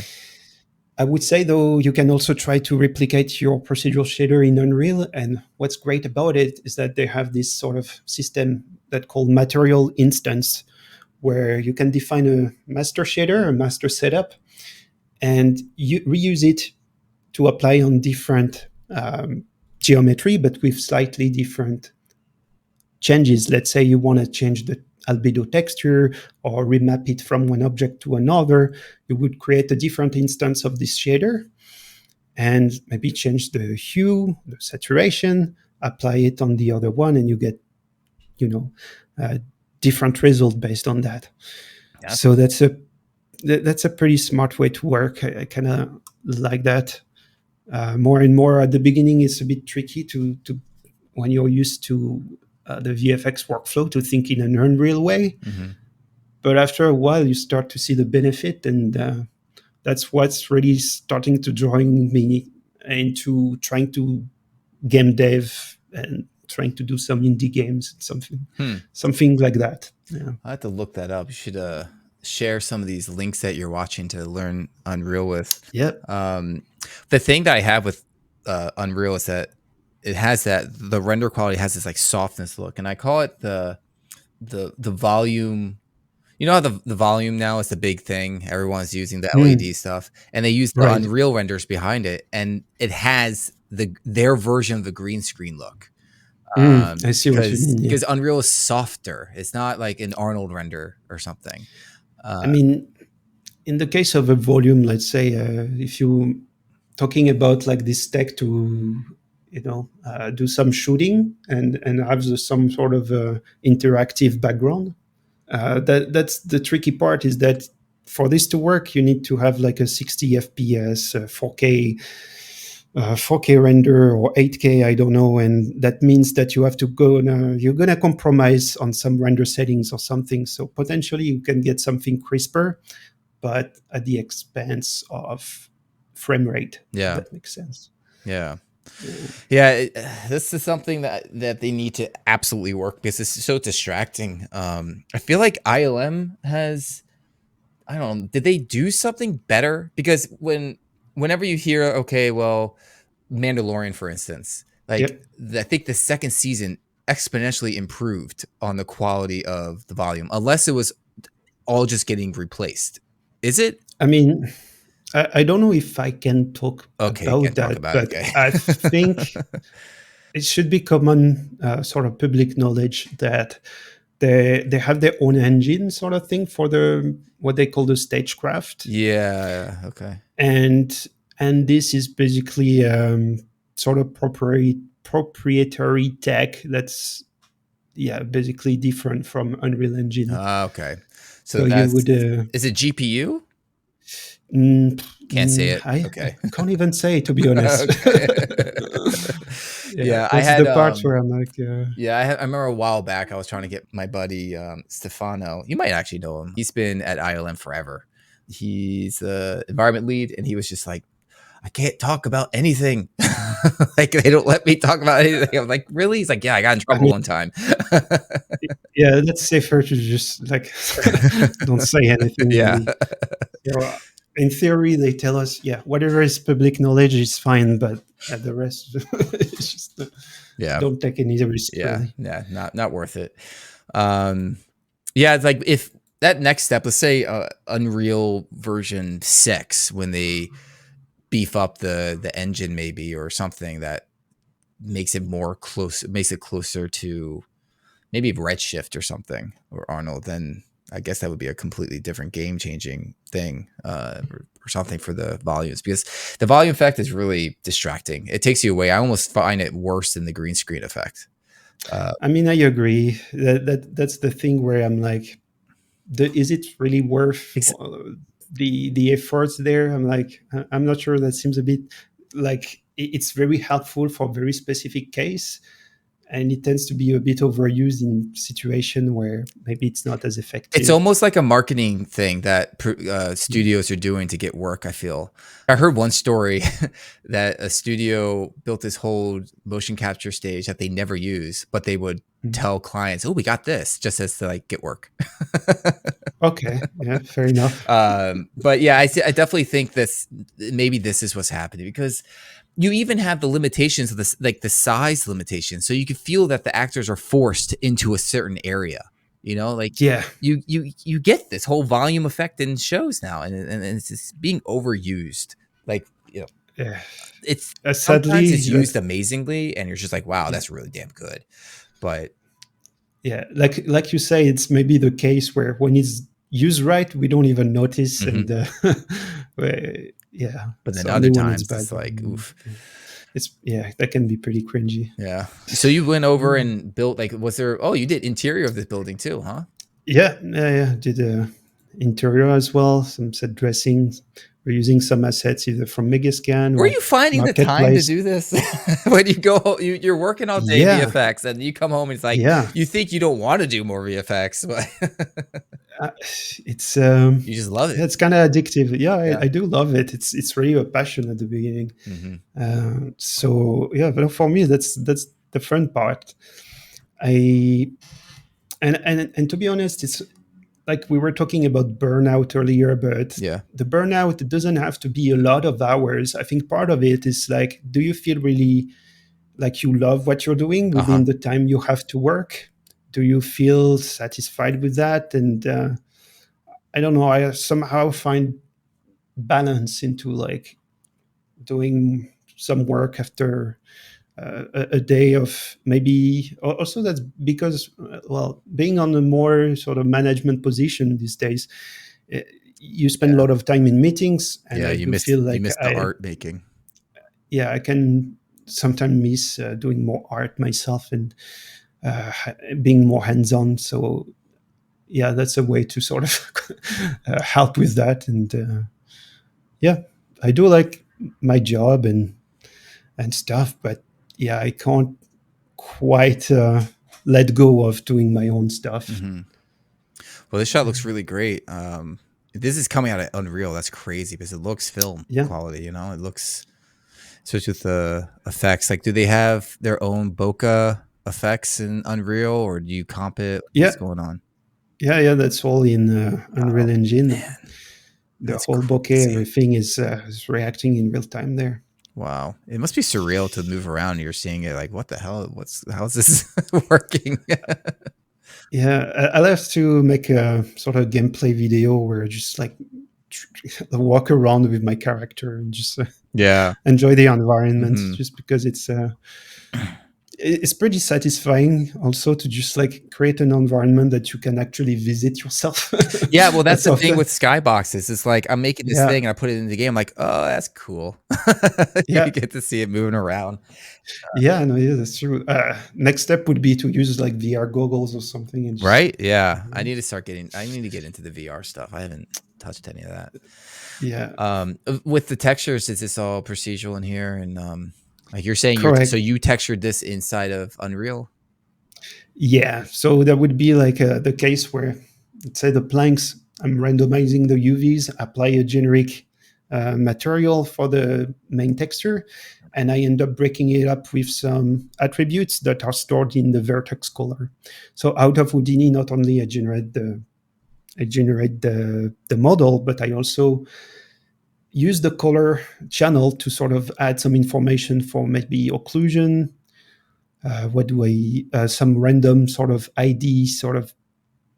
ID component where you would have a mask to randomize some effects on different planks. So you can't do a shader in Unreal and say, like, do some like edge detection or I occlusion. mean, you could, yeah, yeah, you could. That really depend what information you have with your objects. To some extent, I feel like for edge weathering and detection, it's always better to have a baked map anyway. Okay. But to some extent, you can do that with a vertex color. Hmm. Okay. And you're saying randomize the UVs. What do you mean? Yeah, because well, otherwise all your planks end up sharing the same sort of UV space. Mhm. And the way I approach texturing in that case is just like a tileable texture, and I make sure that all my different planks is going to line up somewhere different, so that they can all feel sort of slightly different in the patterns. Okay. And then So they're just the broader variation comes from the vertex color information that I stored in Houdini.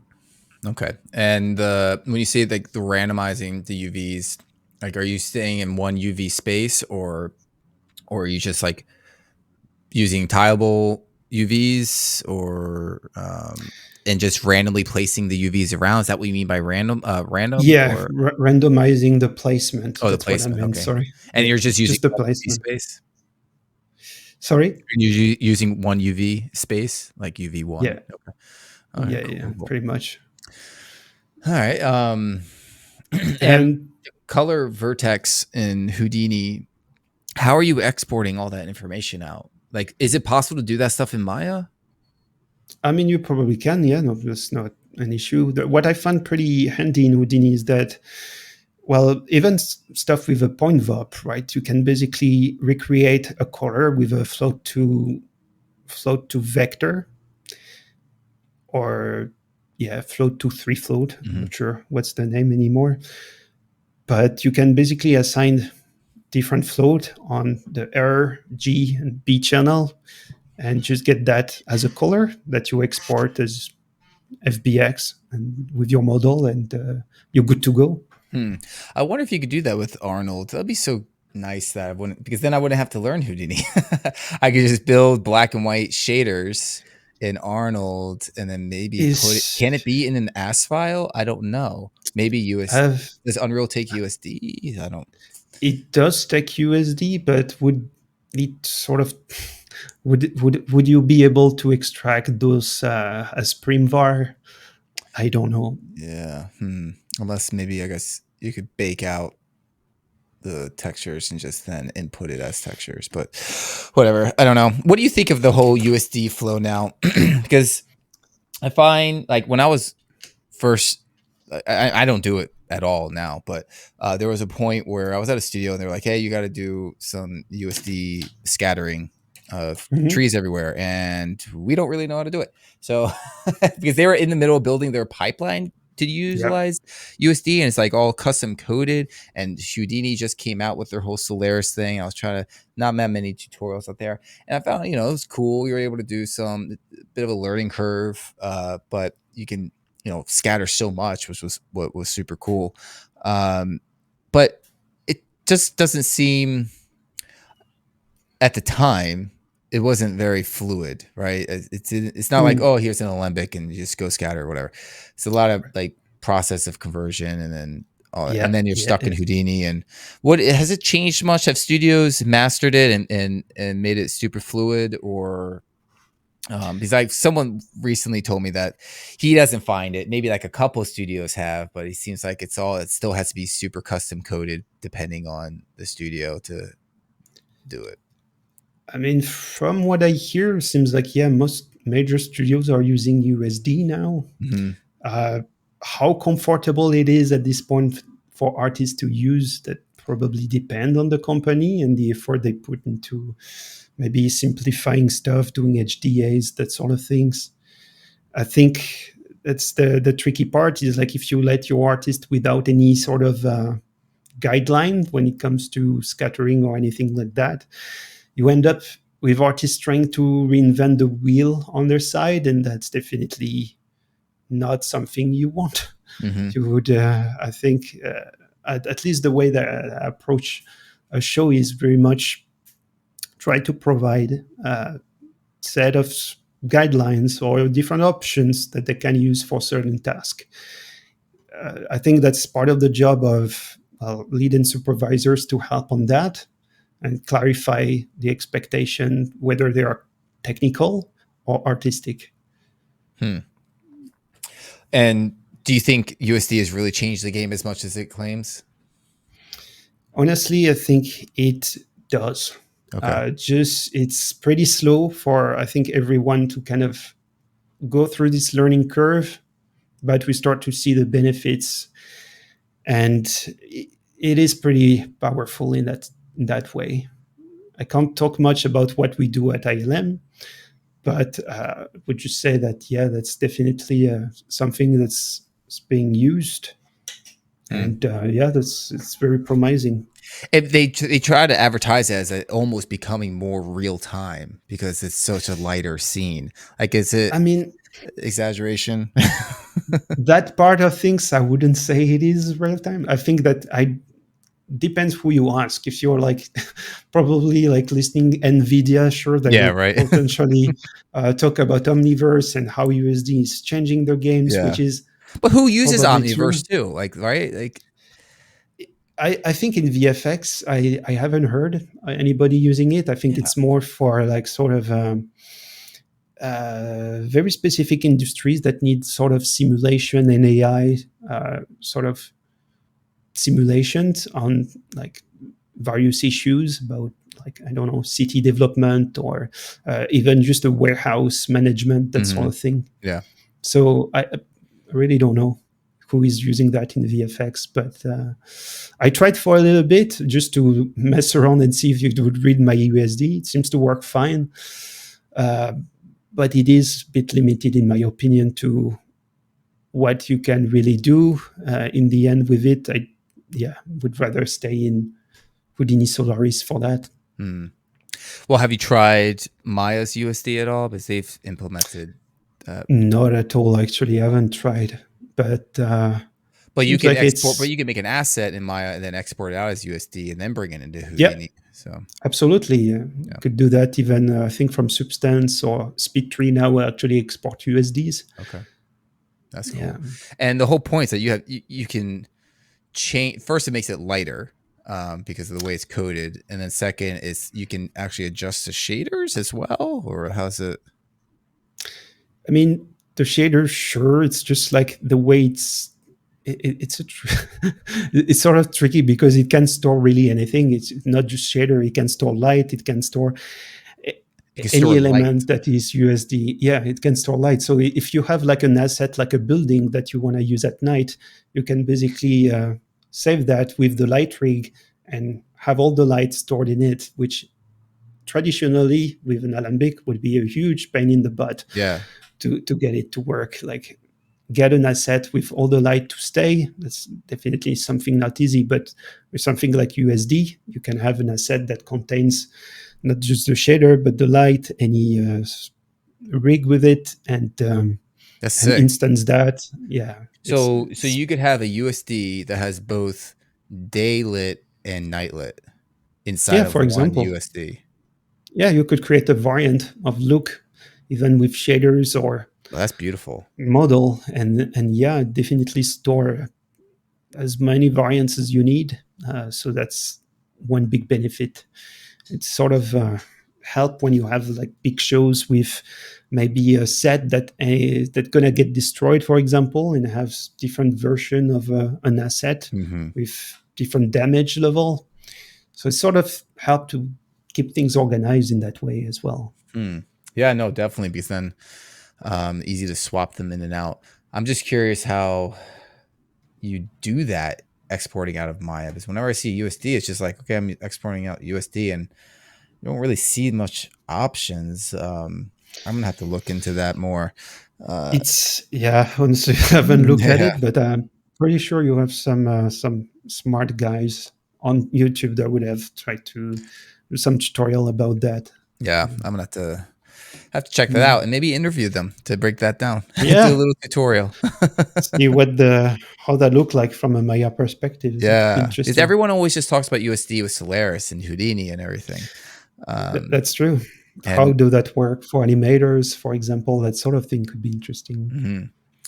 mhm. So you got a bunch of procedurals in here. So you call it procedural. Yeah, it's just really like Houdini stuff with relying on non-destructive or procedural approach. Yeah. So you did this whole building procedurally, like even the columns and Yeah, everything. yeah, yeah.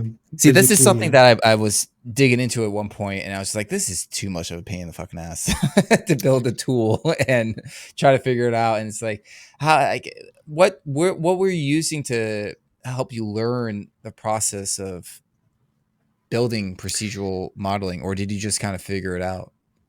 It's a lot of time sort of wasted trying to learn what doesn't work, what's optimized, what's not. So you at the beginning sort of spend a lot of time trying to figure how that actually work, and after a while you comfortable enough to build some tools that really help you speed up the approach. I mean, for this specific example, there would be like, I don't know, something for the bricks of the wall, the way things are split, even the way it's sort of aligning some object on top of each other, layering some different geometries. That's something that can be done pretty simply, but it sure help when you develop your own tools to kind of help you down the line with that. Yeah. Mm-hmm. So if you were to do this from scratch as a modeler, would you have built the tool, or would you just be like, fuck it, I'm just gonna kit bash and build it myself to get it done? I mean, that's true valid approach. I think when it comes to procedural, it depends on how much do you think you're gonna need it. Like sometimes if I'm doing a model of something that I know is going to be used in one shot or one asset, there's really no need of creating any tricky setup for that. Mm-hmm. It all comes down to how much you think you're going to use it. And going through this process, for one, you could see the benefit of reusing some of the tool, maybe not all of them, to create a different model, for example. Mm-hmm. Was there like anything that you're proud of for what you problem solved to create the procedural, like, or any super tricks that you want to let us know, tricks. like Oh tutorial? my god! Honestly, it's been so long, such a long time. I'm like, I barely remember how I did it, but yeah, some tricks. Honestly, not so much. It's really just like observing the reference and trying to identify patterns there. Mm-hmm. So yeah, that's all. Yeah, And it's pretty just a much bunch. what it It's a is. bunch of curves that you're manipulating, and then adding like booleans to cut stuff out, or Yeah, a lot of booleans, a lot of like my favorite node also is match size, which is not just for matching size, but sometimes also layering stuff on top of each other. For example, you can say I want the minimum of the bounding box to align with the maximum of my target bounding box. So that way you can always sort of, if you're increasing the size of the column, whatever is on top of the column would follow, that sort of things. oh, okay, cool. So there's always some tricks that can help you to quickly change the look. Like if I would want to make the column of the top area to be much taller, well, the rest of the rooftop would follow, that sort of things. Okay, so there That's are. what we, Okay, what was that? yeah, there's some dependencies and sort of constraints Mm-hmm. that sort of help you iterate on the model. And in a way, if you're trying to match to something real, sometimes it helps because you realize maybe you mess up some measurement and you need to slightly move something, and you realize, like, at least in a traditional way, that you would be sort of fucked and have to like grab all the geometries, move them, or do some manual tricks to refit everything. And in that way, I think non-destructive modeling is beneficial. Yeah. Well, procedural could be really amazing for the base, basically, Yeah, and then you just lock it down and adjust things by hand and add other things by yeah. hand. I would say all the sort of minor details and stuff, that's something you can build separately, or if you see that that doesn't change, there's no need of doing a procedural setup just for that. It's just come down to what is the feature that is varying the more, and you can sort of build your procedural based on the broader shapes, go to the medium ones, and for the finer stuff, you can just like copy to point some of the details you did yourself. Wow, that's cool. Is there any kind of logic that you use for building procedural, like when you get started, like at the very beginning, like how do you Mm. do that? Like what's like, because you're thinking, okay, well, I want this basic shape, so you're like randomize these curves and then extrude them, or like what's your brain your thinking when you first start going into producing procedural anything? Yeah, that could be different stuff. Like in that case, that's a crystal. So the first thing is like, how am I gonna get the iconic sort of shape of the crystal on the top, right? Yeah. That sort of things you want to resolve first, and then there are some other question that you will want to solve for the scattering. How our things are not going to be intersecting, making sure that things are going to be placed fairly realistically. And once this is figured out, you can kind of go into another level of detail and be like, okay, what's the next thing that I should address? What's the next problem? Basically, you're just like tackling one problem after another. That's what that is. Yeah.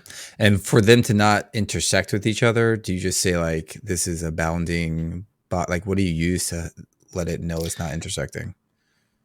There's different stuff. The way I sort of scatter them first is I make sure that the distribution is sort of relaxed enough and that there is a minimum amount of size that's not going to, let's say like a zero 0.1 unit.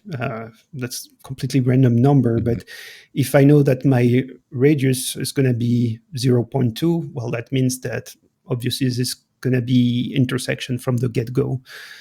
So you just need to make the math work from the beginning and make sure like what's the actual dimension of your objects to then scatter it.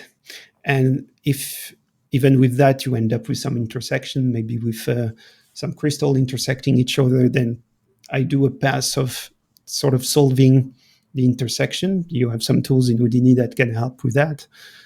What are those kind of tools?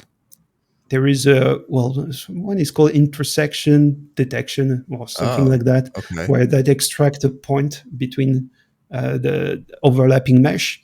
And out of this point, you can sort of extract where is the culprit of this intersection and sort of either remove it, or if you think you have room to move it, you can try to relax the scatter to push it further.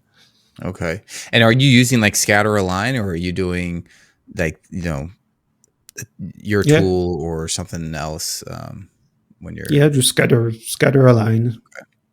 Cool. Yeah, this is really cool render, man. What's like you got these little fibers inside of it, which is dope.